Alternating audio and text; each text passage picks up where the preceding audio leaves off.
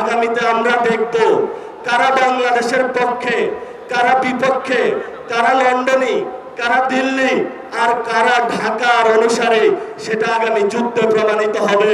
মুখে মুখে বললে প্রমাণ করা হবে না। 2 বছর আগে 24-এ রাজপথে জনগণের সাথে ঐক্যবদ্ধভাবে ছিলেন। সরকারের এই লন্ডন চুক্তিতে যে উপস্থিত ছিল ইউনূস, ডক্টর ইউনূস এবং জনাব তারেক রহমান, সেই লন্ডন চুক্তির পার্ট না হয়ে আজকে জনগণের সাথে ঐক্যবদ্ধ হয়ে এখানে উপস্থিত হয়েছেন। এই জন্য আপনাকে ধন্যবাদ জানাচ্ছি। সাথে সাথে আপনি একটি ঐতিহাসিক সিদ্ধান্ত নিয়েছিলেন। সংসদে যখন বলা হয়েছিল বাংলাদেশে একটি সংস্কারের যাত্রা আমরা শুরু করব, কিন্তু সংসদে যখন একটা সংশোধন কমিটি হয়েছে, সেই কমিটিতে যুগের নব্য রাশেদ ইনোমেনন যারা আছে তারা অংশগ্রহণ করেছিল, কিন্তু আপনি জাতির ঐতিহাসিক দায়িত্ববোধের জায়গা থেকে বিরোধী দল সেখানে অংশগ্রহণ করে নাই।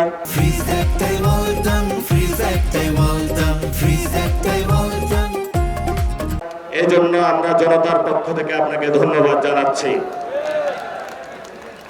আমরা আজকে ছোট্ট কয়েকটি কথা বলবো।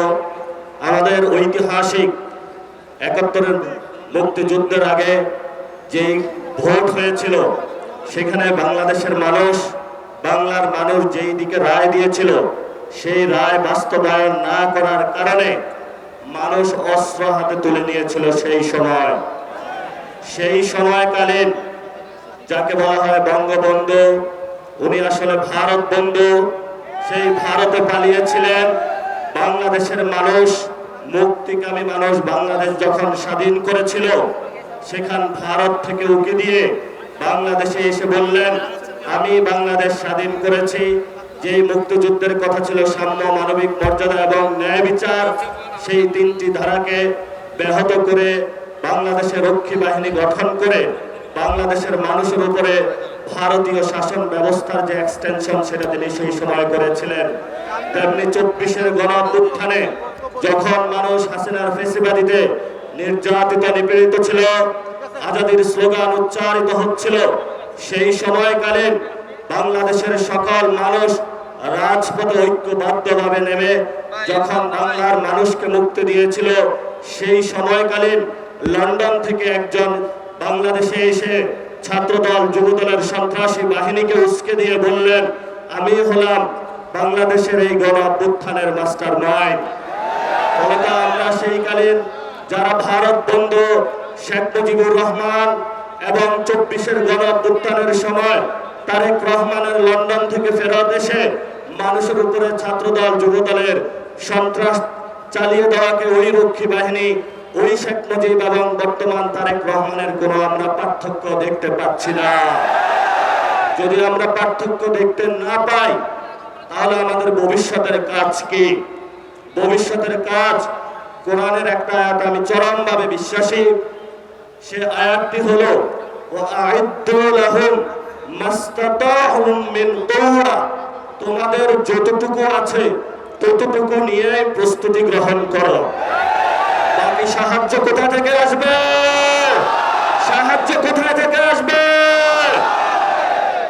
সেই গণঅভ্যুত্থানের দিন, এখন বাজে 12টা, সকালবেলায় বাংলাদেশ পুরো স্তব্ধ, আর্মি সব জায়গায় করিডোর দিয়ে রেখেছিল। আমি আর নাহিদ একটা বাসায় আবদ্ধ ছিলাম। আমরা সকালবেলা বের হতে চাইলাম, বলল গুলি করা হবে। যে বাসায় আবদ্ধ ছিলাম একজন শিক্ষককে নিচে পাঠাইলাম, বললাম স্যার একটু দেখে আসুন নিচের কি অবস্থা। স্যার বলল, নিচ থেকে উঠে এসে যা আর্মি হলো, আমার পেটে হলো গুলি ধরেছে, যাওয়ার কোনো অপশন নাই। আমাদের অনেক ভাই সেই দিন সকালে শহীদ মিনারে অবস্থান নিয়েছিল, সেইখানে অনেক গুলিবিদ্ধ হয়েছিল। ঠিক এই সময়টাতে বাংলার মানুষ সকাল ব্যারিকেড বন্ধ করে, যেখানে এসএসএফ কে 5 মিনিট দেওয়া হয়েছিল, শেখ হাসিনাকে 5 মিনিট দেওয়া হয়েছিল, যে হয়তো বাংলাদেশের মধ্যে তুমি 5 মিনিটের মধ্যে তোমার এখানে জীবন দিবা অথবা ভারতে পালাবা। সেই সময় আপনারা পুরো বাংলাদেশ ঐক্যবদ্ধভাবে পুরো বাংলার রাজপথে নেমে এসেছিলেন। সেই সময়কালীন 5 তারিখে তারেক রহমান বাংলাদেশে ছিল না।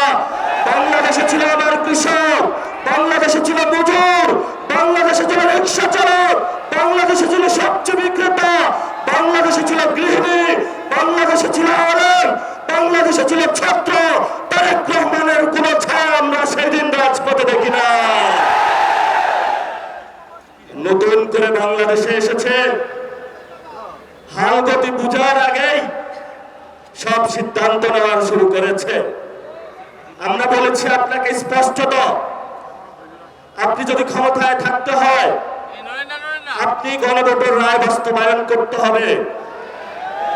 যেই পরিস্থিতি পাকিস্তানি জান্তাদের হয়েছিল বাংলার জনগণের রায় না মানার কারণে, সেই পরিস্থিতি আপনার সাথেও হবে। কারণ এই প্রধানমন্ত্রীর চেয়ার এটা আপনার না, এটা বাংলাদেশের জনগণের। ফলত আমাদের চেয়ার নিয়ে কেউ যদি ছিনিমিনি খেলে, আমরা তো সেই চেয়ারকে রক্ষা করতেই হবে আমাদের। আমি ছোট্ট একটা গল্প দিয়ে শেষ করব। তাজমহল একজনে প্রায় 100 বারের মতন বিক্রি করেছিল। সব খরিদ্দার আসে খুঁজে যে আমি তাজমহলের মালিক, কিন্তু তাজমহলের মালিকানা কি কেউ নিয়েছে না ওই ব্যক্তিও হয়েছে? এটা ভারতের সম্পত্তিও ছিল। তারেক রহমান নির্বাচনে আসার আগে অনেক জায়গায় ধর্ণা দিয়েছে। ভারত থেকে শুরু করে অনেক ডিপ স্টেটের কাছে তাজমহলের মতন 100 জায়গায় বাংলাদেশকে বিক্রি করেছে। এখন সবাই এসেছে তারেক রহমানের কাছে যে তুমি না আমার কাছে বিক্রি করেছিলা, আরেকজন বলে তুমি না আমার কাছে বিক্রি করেছিলা। তারেক রহমান এখনো মাথা খারাপ হয়ে গিয়েছে।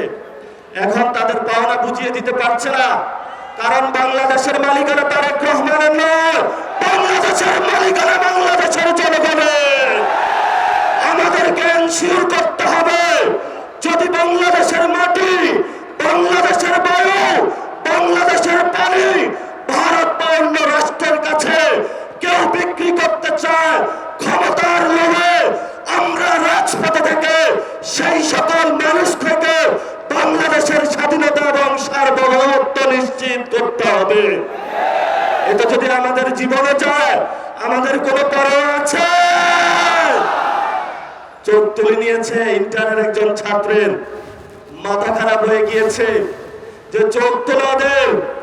গতকালকে যোগসুর সম্মানিত যিনি নির্বাচিত সদস্য, যিনি নির্বাচিত জিএস, উনি বললেন যে এখানে যোগসুতে যে টেন্ডারটা হবে, এই টেন্ডার কোনো চাঁদাবাজদের হাতে পাওয়া যাবে না।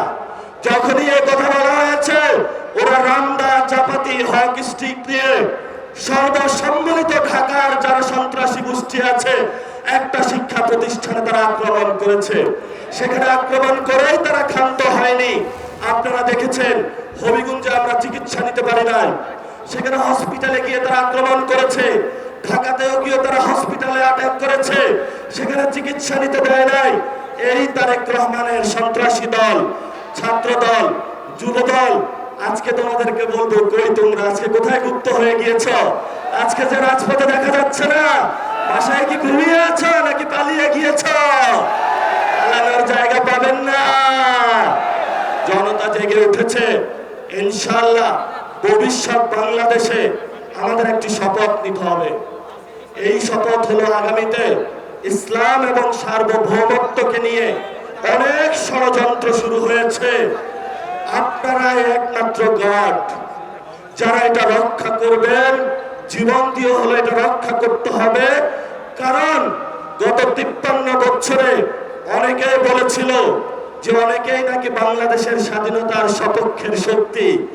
আগামীতে আমরা দেখব কারা বাংলাদেশের পক্ষে, কারা বিপক্ষে, কারা লন্ডনী, কারা দিল্লি আর কারা ঢাকার অনুসারে, সেটা আগামী যুদ্ধে প্রমাণিত হবে। মুখে মুখে বললে প্রমাণ করা হবে না। আমি হেফাজতে ইসলামের ভাইদের একটু উদ্দেশ্য করে বলবো, লড়াইটা এখন বাংলাদেশের সংস্কারের লড়াই। লড়াইটা এখন গণভোটের রায় বাস্তবায়নের লড়াই। লড়াইটা হলো শহীদদের বিচারের লড়াই। আপনারা আসুন, এই লড়াইতে আসুন। আমরা আর কোনো দ্বিধাবিভক্তি চাই না, কারণ বাংলাদেশের মানুষ এখন বলা হয় এটাকে মেয়ারে হক। আমি তো মানি সাহাবায়ে কেরাম সত্যের মাপকাঠি। এই যে ছোটখাটো বিষয় নিয়ে আপনারা প্রত্যেকটা মসজিদে বক্তব্য দিচ্ছেন, মানুষের মধ্যে একটা ভুল ধারণা সৃষ্টি করছেন, এইটা করা উচিত না। আমি বলবো আসুন, ঐক্যবদ্ধভাবে আসুন। তারেক রহমান আপনাদেরকে কিছুই দিতে পারবে না। যদি দিতে হয় তাহলে মসজিদের মিনারে বসে আপনার ঝুলনতন্ত্রের বিরুদ্ধে কথা বলতে হবে।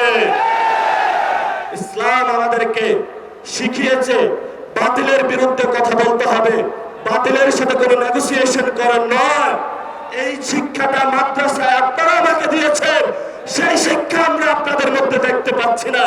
এই জন্য আপনাদের একজন সন্তান হিসেবে আপনাদের কাছে অনুরোধ করব, আমি হয়তো বেশি দূর কমই মাদ্রাসায় পড়াশোনা করতে পারি নাই, আসুন ঐক্যবদ্ধ হই। 5 তারিখে যেইভাবে চরমনায় হুজুর থেকে শুরু করে 24-এ হেফাজতি বাইরা থেকে শুরু করে কোনো পরিচয় ছিল না, সবাই আমরা রাজপথে ঐক্যবদ্ধভাবে শহীদদের সাথে ছিলাম, আহতদের সাথে ছিলাম, বাংলাদেশের সংস্কারের জন্য ছিলাম। সেই জায়গাটা 2 বছরের পরে আজকে আপনাদের কাছে আহ্বান রাখলাম, আপনারা আশা করি আসবেন। জাতির এই সংকট মুহূর্তে কয়েকজন এর কারণে আপনারা বিভ্রান্ত হবেন না। তারেক রহমান বাংলাদেশে ভালো কিছু দিতে পারবে না। তারেক রহমানের যখন পতন হবে তখন আইসা মায়া কান্না করে লাভ হবে না, তখন একটু পিছনে পড়ে যাবেন। ইতিহাসের সঠিক সিদ্ধান্ত নিতে হবে। তারেক রহমানের সাথে ভবিষ্যৎ নয়, ভবিষ্যৎ বাংলাদেশের জনগণের। দ্বিতীয় প্রতিষ্ঠা যে বার্ষিকী, আজকে সেই ডাক দিয়ে আপনাদেরকে বলে গেলাম, এই বাইতুল মোকাররমের চত্বরে, যেখানে হলো অনেক ইতিহাসের সাক্ষী, তারেক রহমান ক্ষমতায় থাকবে না, তারেক রহমান ক্ষমতায় থাকবে না। পতন শুরু হয়ে গিয়েছে, এখন তারেক রহমান হলো পিস্তল তাক করবে। আমরাও বলি 1400 লোক গেছে, বুকের গুলি চালান, সমস্যা নাই, তবে আমাদেরকে কোনো পর টাকা দিয়ে কিনতে পারবেন না, কোনো নেগোসিয়েশন হবে না, একটু হবে না। পতন হবে আপনার বাংলার মাটিতে। জনগণ আপনাকে পতন করে শেখ হাসিনার মতো উচিত শিক্ষা দিয়ে তবে আমরা বাংলাদেশের যে দ্বিতীয় স্বাধীনতার যুদ্ধ, সেটার ভবিষ্যৎ মাত্রা এগিয়ে নিয়ে যাব। সবাই ভালো থাকবেন, নিরাপদে থাকবেন, আশেপাশে দেখে রাখবেন যারা ছাত্রদল, যুবদল, বিএনপির সন্ত্রাসী, তারা যাতে জনগণের উপরে কোনো অত্যাচার না চালাইতে পারে। এবং কোথাও যদি বিদ্যুৎ, গ্যাস এগুলোর সংকটে পড়ে সবাই থালাবাটি, বাসন, কলস নিয়ে রাস্তায় নামবেন। ক্ষমতায় বসেছে, গ্যাস দিতে হবে, বিদ্যুৎ দিতে হবে, সিন্ডিকেট চলবে না, কোনো পণ্যের দাম বাড়ানো যাবে না। যদি না দিতে পারো ক্ষমতা থেকে চলে যান, আমরা ক্ষমতা চালাইতে পারবো ইনশাআল্লাহ। সবাই দোয়া